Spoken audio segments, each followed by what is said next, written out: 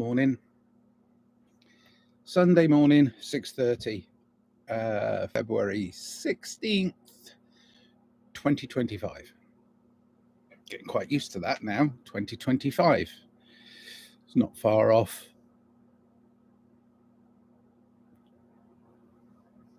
In the distance anymore. I mean, when I was younger, when I was growing up, somebody said,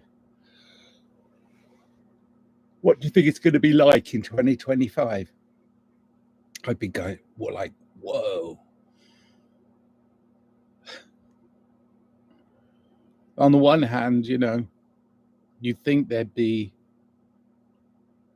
transporters, and jetpacks and all the future stuff, but all good things, right? But what we end up with is some of the technology. Thing is, I forgot what I called this. Something to do with opposition. Can't remember. I typed it in thinking, oh, that's the first thing that came into my head. Can't remember. It's something about opposition to what, or something like that. Gosh, should have at least thought about it a little. But there you go. See, sometimes your mind doesn't want to go there.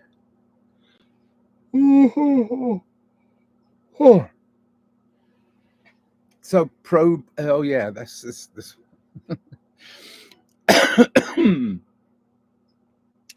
Change.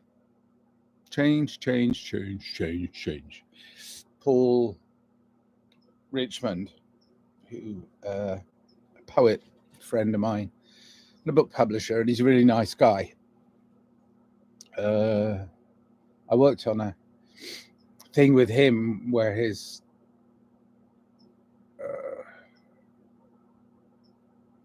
poem was set to music, and it was called Change, and it was a really interesting, because we're all opposed to change when it's not something we can stop. You can't stop time.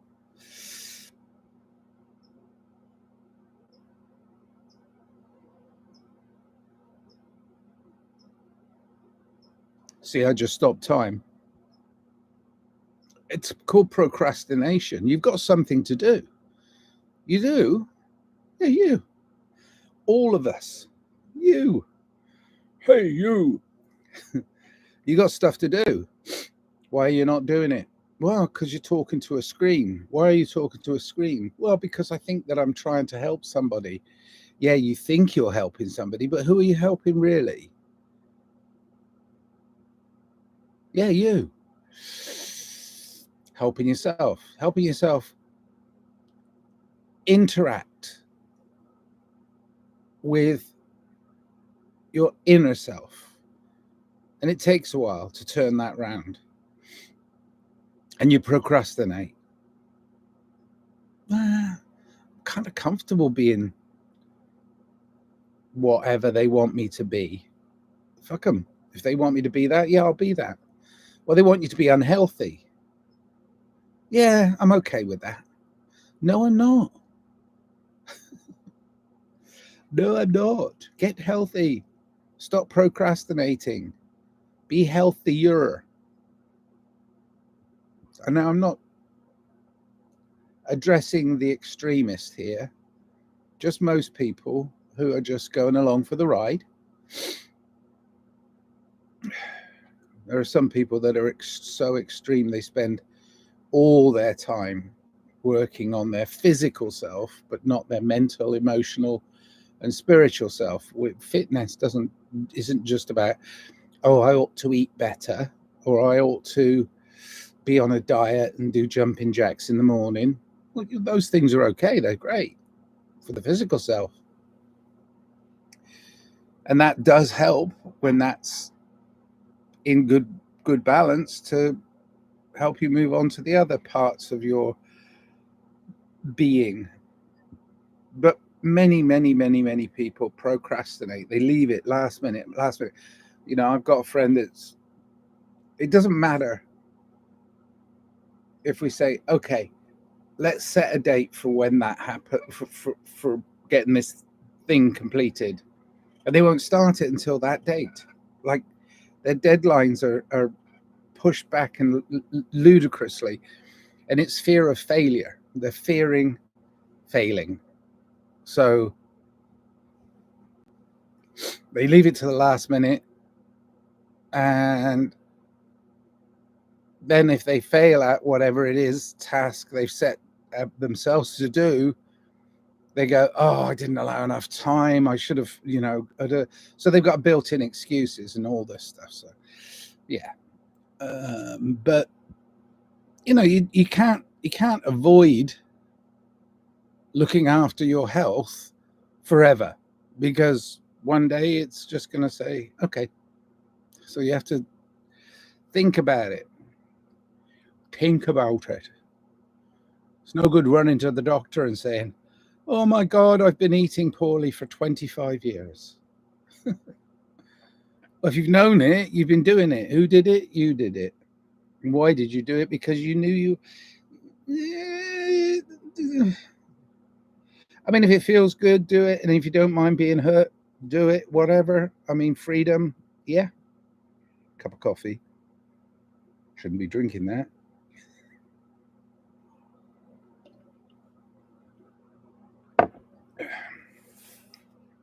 But the way in which now I'm going to take a look outside. Oh my God, it's going to look outside.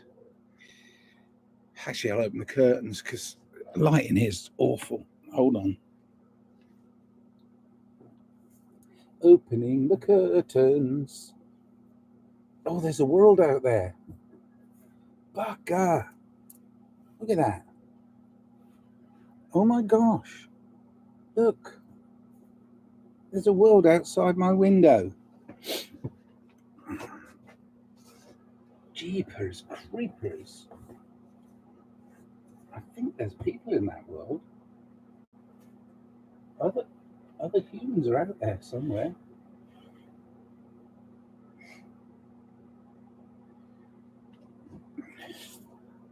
Wow.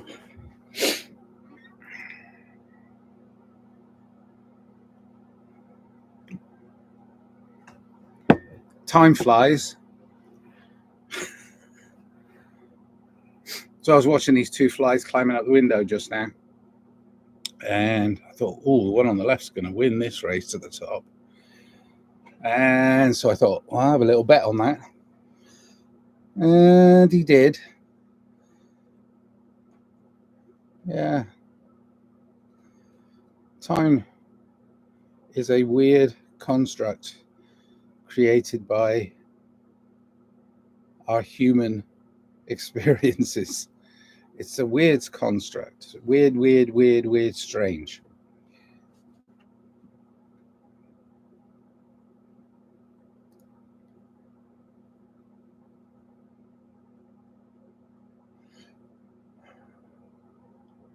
We think we've got all the time in the world. But our human experience, even with the mismeasurement of data and all that crap that we've been doing for centuries and centuries and centuries, we have extended our human, the average human life quite a lot. You know, I mean, medieval times, poor health, poor sanitation, all those things. Life expectancy was pretty short, but now we have an expectancy, a longer life expectancy, because we're doing things better. But then we've gone to this place, and I believe this has happened in the last 65 years, 68 years, you know, in my lifetime. I believe we've gone, wow, we've extended our life by being much more aware of our health, much more aware of our diet and our exercise, and our, you know, we became even more aware of it. And I think that was like this side of the curve. Wow. But the other side of the curve now is a sharp decline because the people who are controlling our environment are the environment of our mind, body, soul, and the external environment don't really want us around. They don't want us to live that long. Have you noticed that they push back the retirement age because if you're a willing slave, they'll have you be around. That's fine. So they'll push back the retirement age, and you'll think, wow, I was going to retire when I was 64, 62, 61. I was going to take early retirement at 60, but now they're pushing it back and pushing it back. I mean, they'll get to the point where it's like, nah, no retirement. You don't need to. And I don't want to retire from life, but if I was doing a job that was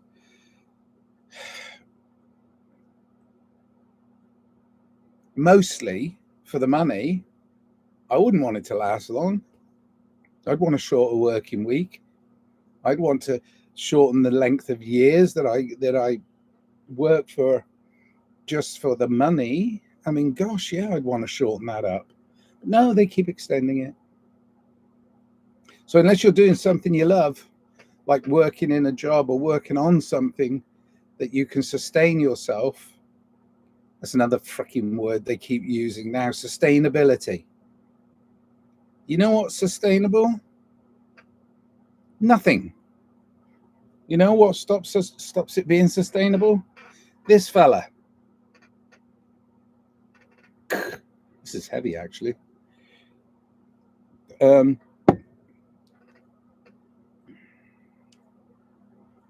Yeah. Time is not a sustainable thing. We want it to last longer. Of course we do. We want it to work better. Of course we do. But the people who are selling us the idea of sustainability are also selling us the idea of built-in obsolescence.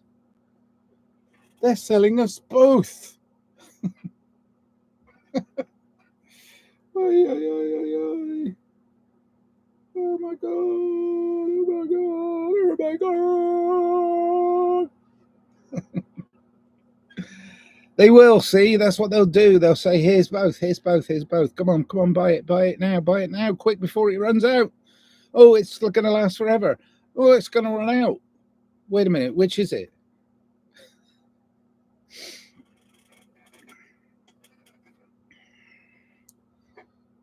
Of course, we err on the side of that which is less destructive, but everything gets worn down eventually. But the point is, it also regenerates. If you're good to this planet and this planet's good to you, we get the chance to regenerate in a very cyclical. You're a cyclical puppy.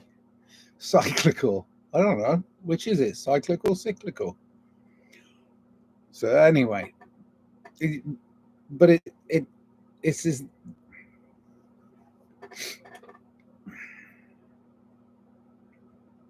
I talk about eternal. I talk, let's go to the, infinite. So let's talk about eternal. It's like our human knowledge and experience will tell us that even though we might be living longer and we might, if we're lucky and we look after ourselves, not lucky, if we look after ourselves, we can extend our lives and make them more productive and enjoyable. Even though we're in that position in human history, we do know it's not infinite. We do know that we will die. Anybody who says that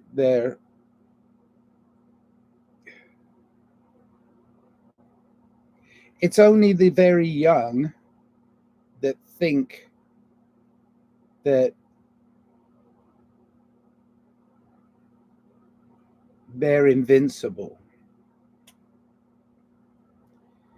You notice when you get older, I can't do that anymore. Well, that's okay. Your physical self is breaking down, but it's actually melting. Your physical self is melting into the eternal self. Whether you like it or not, it is. It's it's it's going there. And you know, I mean, when I listen to some religious people, it's like they start being holier than thou later in life. They're like, because they're trying to make the adjustment from all the bad things they've done in the name of their religion. They're trying to make that adjustment towards the end. I mean, there's a famous scene. Can't remember what the name of the movie is. It's a weird movie. Ace in the Hole, I think it's called, about a journalist who gets trapped in a cave, and then I don't know. Where am I going? What am I doing? Anyway, oh no. The journalist comes to see this guy that's trapped in a cave, and it's good for his story, so he keeps it going. Well, I know where I'm going.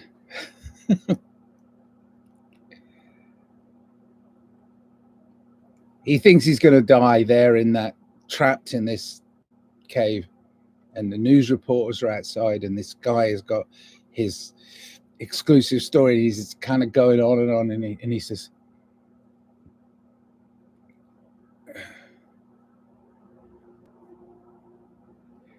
"Do you need a priest or a doctor?" And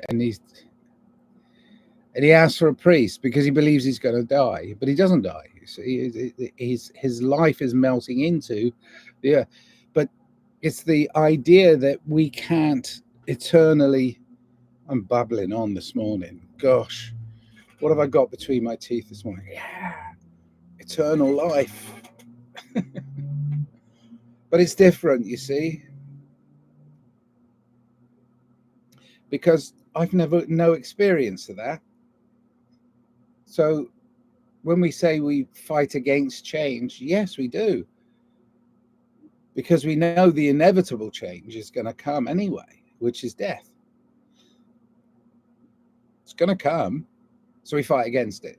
Well, that's a good thing. You don't want to die, and you certainly don't want to die in pain and misery. So try and be in a position with your life where you're embracing the beauty of getting old and having knowledge and having experience, but at the same time being aware that you have to kind of do things a little bit slower, a little bit easier on yourself, and be understanding that it's a release into the eternal.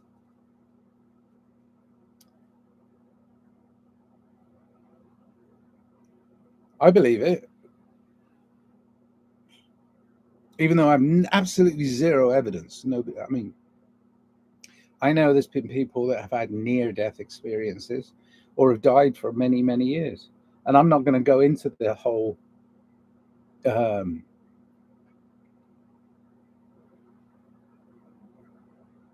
mental gymnastics about parallel multiverses and I'm one of many Nigels that are fractals in different timelines, and no, I'm not going to go into that, because even though I like exploring and I do explore ideas like that in my mind, I don't have any tangible evidence. I mean, so we have to have this weird thing, and I nearly bought some years ago because I was investing in lots of things, and I nearly bought some, and I probably should have, but I didn't buy it directly from the right guy. So in a way, I was kind of lucky. I didn't buy it, but I was going to go out and buy a couple of ounces, which would have, over the years, hopefully grown into several, larger and larger measurements of whatever thing it is that I bought. But I nearly bought it. and it would have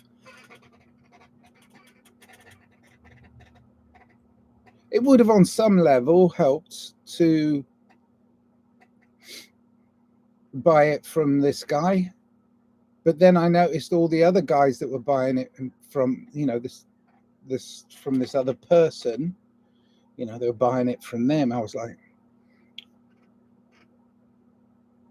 I agree with most of them, but I don't want to be in their crowd because they seem a little bit fanatical.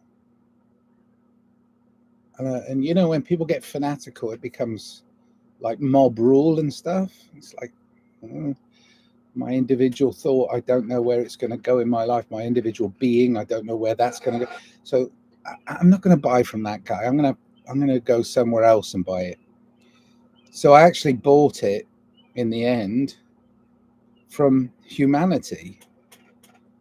Yeah, I was going to buy it from somewhere else, but I actually in the end bought it from Humanity. Oh, I haven't mentioned what it is. Okay. Faith.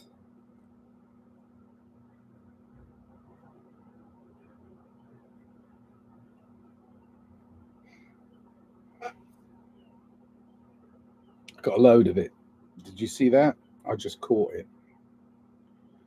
I got a load of faith. Oh, it ran through my fingers. I maintain my faith in humanity.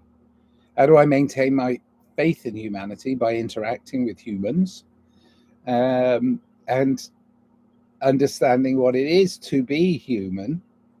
And that's where my faith lies, in my evidential being. And I've got to a point in my life, my life has done lots of these wavy patterns. Got to a point in my life where my faith in humanity, although on occasions stretched very thin, it's like, oh my God, they're doing this, has been rewarded. What was the reward? This human experience. Within that human experience, did I start to understand but not be able to touch eternity? Yes. So my knowledge of what is, what was, and what will be, chunk. I know I made the sign of the cross. This is the sign of the very cross.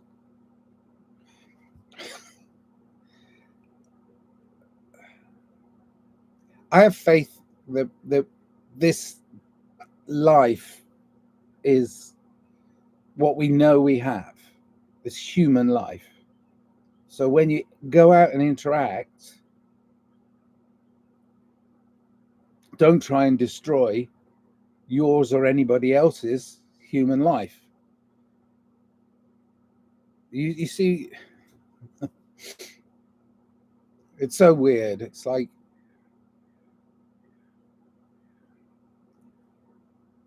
do I have to kill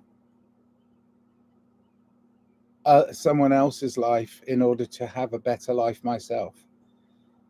No. Simple, wasn't it?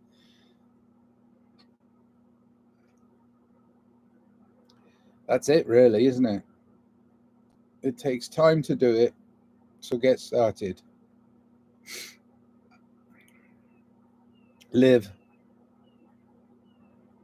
love,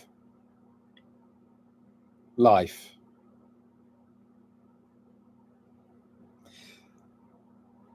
That's it. I'm having an adventure.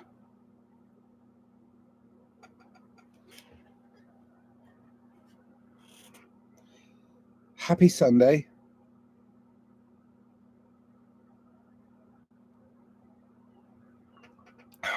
Moving right along Cheers then.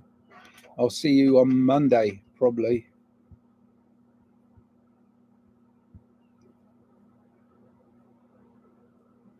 Fill your heart with love today.